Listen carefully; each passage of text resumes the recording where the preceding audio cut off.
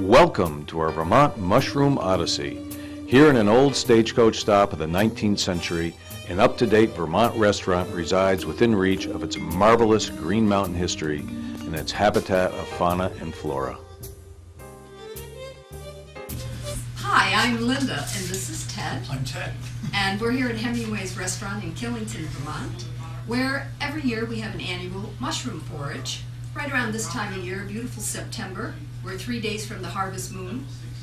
And here in the Green Mountains, we forage for mushrooms with the mycologist. Her name is Faith Hunt, and she teaches locally in Vermont. And she's going to explain what mycology is exactly. And she's going to explain how this mushroom, which I can't pronounce, will make you live forever. Faith, come along and tell us what's going on. Okay, this mushroom is called Ganoderma sugi. The Chinese believe if you make tea of it, you will live forever. I have not tested it yet. You're supposed to make tea with this one, and the Chinese say you will live forever. Ah. Oh, I think I'll take 3 of those. Yeah, they're on every tray. Yeah, they are. Edible that you have? No, most all of them are, but I've got some lookalikes, because I want to talk about the tooth mushroom versus the coral mushroom. But these are great. They are, but it took me 7 years to get comfortable with them because they can have different cap colors. They can have this ring on them or no ring. Yeah. And I don't take any risks. Yeah. These grow on stumps, halfway dead maple trees. I love a halfway dead maple tree. Or logs. Okay. And are these edible? These that grow on the stumps? Well, if they're an oyster and they have it. I know these by smell. I need to put them in a bag. You put a bunch of these. This one has more odor to it. And you see where she got this? This was on the forest floor, on moss. On moss, on a log is where it was. Okay. This one smells more. But it also has the characteristic of having a different, see this is one color, this is another color. Yeah. It's a totally different mushroom. Because there's a particular bug that likes this mushroom. And if you find it with a little black beetle with a red head on it, you know you've got an oyster mushroom. You could ID it by the insect that lives on it. Well, how I learned it, and the best way to learn mushrooms, or mycology, which is the study of mushrooms, is to learn the ones that'll kill you dead, which usually takes 12 to 24 hours. You don't even know that it's a mushroom when you get to the hospital or ER or something, but you don't have a liver left. This is called a tooth mushroom. There's more of it here. This is called a coral. A tooth mushroom, this is a very safe category of mushrooms, the teeth mushrooms. You can't eat all of them, but you can eat 85% of them, and they're very good. Their fingers point down. The coral, which you don't eat, the fingers point up. And look through that and see what it looks like under there. And there is one coral you can eat, but I've never found it, and so I don't deal with corals. But the teeth mushroom are delicious. Okay, that's another russula. You can tell them their stems are either going to be white. Oh, we're going to have 2 slugs in here too. White or pink white, and the caps can be all different colors. The stem should be like a cork, whereas this circumference is the same as this circumference. It doesn't taper. That's another clue. And if you throw this at a tree, it breaks into 1,000 pieces. It's another way of identifying. So those russulas are not really, they're not for eating. You're an aborted entoloma, and it's actually a parasite, isn't it? Yes. And Faith will explain, but here's some Yeah, little tasty morsels. He made them very simple, so you can just pass them around so everybody gets a little taste. We had some, so I'm still kicking. There's a little salt, lemon juice, and a little oil. It's time for our woodland walk. I believe this is a false chanterelle. Beware of poisonous lookalikes. Good. Environment is a good environment because it's always damp, because we have some underground, we have a little stream over here, and we have some underground springs, so it always stays moist, even on a dry day like today. It's a rusula, isn't it? This Always use field guides. So these are no good. Okay. That's milking, so that's going to put it in the lactarius family. See how the little beads of juice? Sure. Yep. Mountains. And if they ate too much, they joined the ancestors and didn't come back. Part of Vermont's allure is the coexistence of farms and homes, each in their own surround of country beauty. Down the dirt road, there is the Tweed Valley Farm, one of Vermont's many small farms with a barn. But in this barn, gardening of a very special nature happens all year long. This barn is home of the Green Mountain Mushroom Company. Small, individually owned farms that are now part of a revolution in Vermont, which is really not a revolution because we've been doing this for years. And what it is, it's artisanal production, whether it be cheeses, livestock, easy girls, vegetables. And so what we're trying to do is to create an environment where we can use the resources of seeing is homemade cheeses, artisanal cheeses, vegetables, and livestock that I, as a restaurateur and chef, can use, and we can also export into other states. We're inside the barn, and inside what appears to be a polyethylene cave in the barn, and I'm with Tom Wisner, who is the CFO, CEO, what else? Accountant, lawyer, picker, grower. Why'd you pick Vermont? Well, Vermont was a dream that lived outside of growing mushrooms, but we had a vision of coming to Vermont for a better lifestyle, like many people. We found the farm here in August of '02. The family bought the farm. It was previously the cereal farm. It was known, many locals still know this property as being a wholesale furniture business going back to the 50s. We became commercial mushroom growers a year ago, June, trying to utilize the space, trying to find a way to do something unique and different and profitable in Vermont. So why did you pick mushrooms? I tell you, I've heard of a couple in Maine that were growing mushrooms, that were doing something very similar to what we're doing here. And the message they gave me was it was profitable. They were getting a very premium dollar for it. It was something that was rewarding, and they could not grow enough mushrooms to satisfy the market. So there it is. So I had a certain infrastructure here with the property, with the barn. We had to, we're constantly tweaking and trying to figure out a way to, the secret to mushroom growing is climate control. So we've developed these greenhouses inside of one area of the barn, about 1,500 square feet of the barn, and we've been successful so far in growing mushrooms here, what we call exotic mushrooms, shiitake, and varieties. So what's of with the oyster. garbage bags? Well, the garbage bags are actually filled with a sterilized straw mixed in with different nutrients and then inoculated with the whatever variety of mushroom the spawn is inoculated into the bags. The bags have the small holes. It really, what you're seeing now is the fruit. The mushroom is the fruit of the plant. Then the mycelia develops inside of the bag, devours the nutrients, and if we do our job correctly, if we have the humidity and the temperature and the light and the airflow right, then it fruits, unlike any other tree or anything else that produces fruit, and that's what you get. That is the oyster mushroom. So if we started with one of the sort of empty bags with the holes, how long does it take to get to this? It takes, if you go from the lab process of the spawn and inoculation, you're looking at months. The actual, when the mycelia spreads and they're ready to go, when we introduce it to the right temperature, 60 to 65 degrees, 95% relative humidity, some airflow, light, 6 days to 10 days, oyster mushrooms. And these bags will fruit over the period of 6 weeks. They will fruit 3 times. Mushrooms? These are blue? These are blue. They're called blue-gray. This is pretty. What is this now? That's the yellow oyster. Okay. Fairly unique.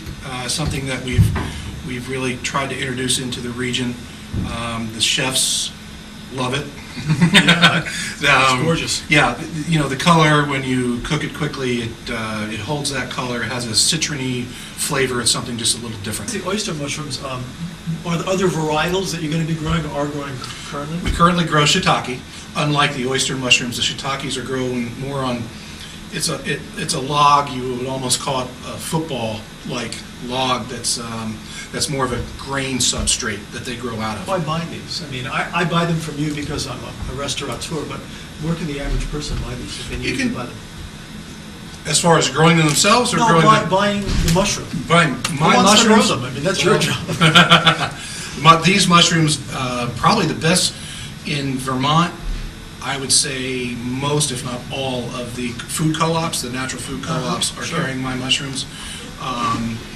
We're, with the movement towards, locally grown produce and everybody being sensitive to it and the sustainability, even the big chain supermarkets are talking to us. But right now, the farmers markets in season and your local food co-op. Well, it's nice to see you, and before I go, I'm going to ask you to grab me a bunch of each of those, because I'm going to go back and we're going to cook some risotto with Tom's mushrooms. Awesome. So you just snap these off. You don't Pick need a them off knife when or they, anything not like at that. all. No, we pick them off just like this. When they're ready, they should just pull easily off of here. These are gorgeous. Yeah. Absolutely gorgeous. I think that'll make a heck of risotto. It will. Well, thank you very much. Thank you. And good luck. So after Thank our you. visit with Tom, I figured we do some cooking this afternoon, and we're going to show you how to make some mushroom risotto. We'll start with a little bit of broth. These are actually the mushrooms that Tom handed me. These are blue oysters and yellow oysters. And we've also have some left over from our forage earlier. And what I have here is I have a few graylings. And these grow in moss. So this is this little mix-up that we have, which is the moss and the grass mixed in. Then we're going to clean these and use these. And this is a puffball, which grows everywhere on your lawn. They look like little golf balls. Actually, some people whack them with golf clubs when they're ready. We're going to cut into that in a few minutes to see if it's usable. Earlier, I took some of Tom's mushrooms and I took off the bottoms, the stems. What we're going to do here is take off the stem of the mushroom, which, as I said earlier, we're reserving right here to make the stock with. But there's another thing we can do. We can nip this off, and then what we can do is we can slice this very thin and actually use it as part of the mushroom mix to give it a little bit more of a different texture. So we can just take these little pieces and we can just cut them up like this. I'm going to do things with everything. The mushrooms themselves actually work better for me. If they're very small, we can keep them whole. If they're a bit larger, what I like to do, instead of cutting them, is just to pull them apart. They just come apart like this. It's very simple. And we can do the same thing with my little greelings, which are here, and we'll just peel them apart as well. Seem to work a little bit better. I don't like the knife, seems to be a little bit too abrupt for me on this one. Now what we're going to do is we're going to see if this puffball's any good. Just for a joke, I don't know. It's been sitting around, looks like a golf ball. We'll cut into it. It's either going to be good or not good. On camera, good or not good. And the answer is not good. If it was all white, looked like a piece of Wonder Bread, it would be good. It's halfway between being not good and good, and if it were not good at all, it would turn into these little granules, grains, and what those grains would be, where the name comes from, puffball, because you just whack them and they puff, or you step on them and they puff. Okay, the first thing we're going to do is going to make a very quick mushroom stock. You can use, today we're going to use some onion, and so we'll just throw this in here. We can put some fennel in, which I normally do, but I don't have any today, so we're not going to do it. And a little bit of fresh thyme. You can use any herb you want as long as it's not too strong. Thyme's a good one because it's not that strong. And then the mushroom stems that we just took off of Tom's mushrooms. And all we're going to do is we're going to take some water and we're going to add it, cover these mushrooms with water. And then we're going to bring this up a bit and leave it on the back burner. As soon as it comes up, we're going to cover it and steep it, because I really don't want this to boil or cook. What I want to do is just to extract as much of the flavor that I can. And this is going to be the liquid that I'm going to use to bring up the risotto at the last minute, or make the risotto with, so that we can have some of that mushroom flavor. So now what I've done is I've steeped my little mushroom bark with some stems. We're just going to strain this off, and we're going to use this to cook our risotto to bring it up. Use a little bit of this reduction liquid from my mushrooms, which was in here. These are the barrels that are dried, and this has been going to be added to my mushroom stock just to enrich in it, so we get a little bit of richness. And we're going to sweat some onion.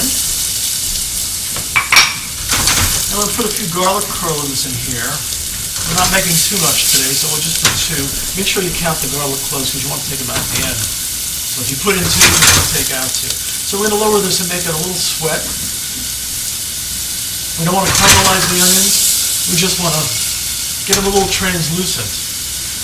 Let the My onions are brown, a little caramelizing. I'm going to add some of this caramel rice.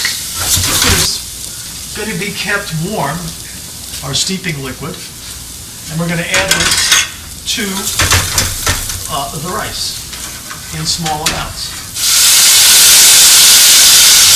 And we're just going to get this going like this, and this should take us, I don't know, 10 minutes, and we'll be tasting. And at this point, I like to add some salt, because if you add the salt too late, it stays on the outside. If you add the salt in the beginning, it'll go into the grain of rice. Looks like a lot of salt. Trust me, it's not a lot of salt. And then we'll put a little bit of lemon here, which is very good when you're making any kind of a mushroom dish, because the citric acid in the lemon tends to pick up the flavor of the mushroom, brings out the mushroom flavor even more. So that's what we look like when we're starting here. And we're just going to slowly keep adding this liquid until we get this risotto to where we want. Maybe about 7 minutes. We'll taste it periodically, and we'll see where we are. And then we can do one of two things. We can do it what's called restaurant style. We can take it to where it's about 80% of where it's supposed to be cooked, cool it down, and then bring it up later. You can do that if you have guests at the house and you don't want to make the risotto order. Or we can make it to order. We can just keep going and going and going, and then we can add the mushrooms. We're also going to add a little bit of white wine to this to give it a little dimension, and just keep it going very slowly while we stir it. Now let's try sauteing some mushrooms here. Put some olive oil in again. I have people that like this pan screaming hot. I prefer it to be medium screaming hot.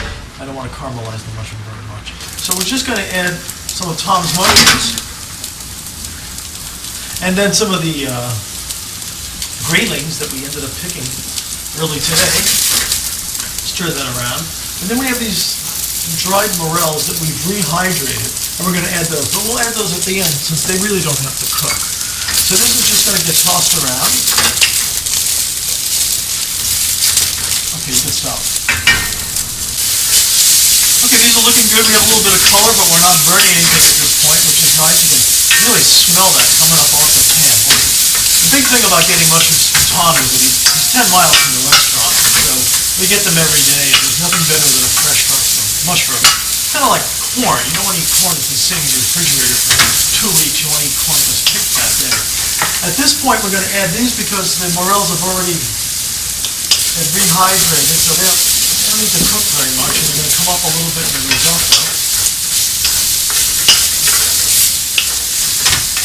Now we can add a little bit of butter if we want, for those of us that are on a high cholesterol diet.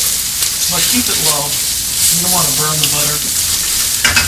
Then we're going to add a little porcini powder. This is only because I feel like making it stronger. We didn't have to. We could have kept it very light. But it's starting to get cold outside. You saw that we had jackets on. It's Vermont, and that's the way it is. And so I'm going to make this slightly heartier. So we're just going to let these rest a bit, and we're going to add them to risotto and finish the dish. As you can see, our risotto's coming right along here, and I'm going to fish out these 2 garlic cloves. There's one, and there's the other one. That's why you got to count. And we're going to stir this until we're developing what's called a crema from the starch in the rice and the stock and the wine. We're going to add a little bit of butter in a couple of minutes, and the mushrooms, and we're all set to go on this one. Okay, on the end here, I'm just going to put in a little bit of fresh thyme. Let's give it another little pickup dimension. And we're almost here on our risotto. We've tasted it. It's in good shape. We're going to add a little bit of butter. I know it looks like a lot of butter, but it's not a lot of butter. And as we're finishing this, as I said earlier, we could have shocked this, not shocked it, but cooled it down and finished it later, but we're just going straight through on this one. And then we're going to add the mushrooms, stir them around.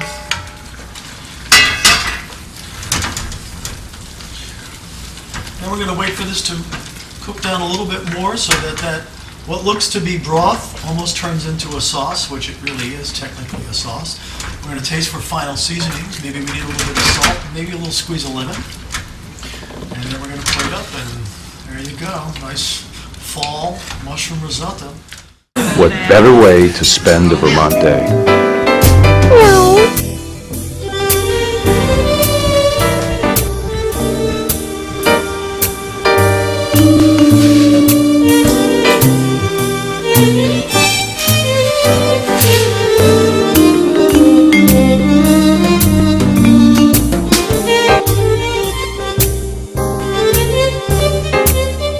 Thank you.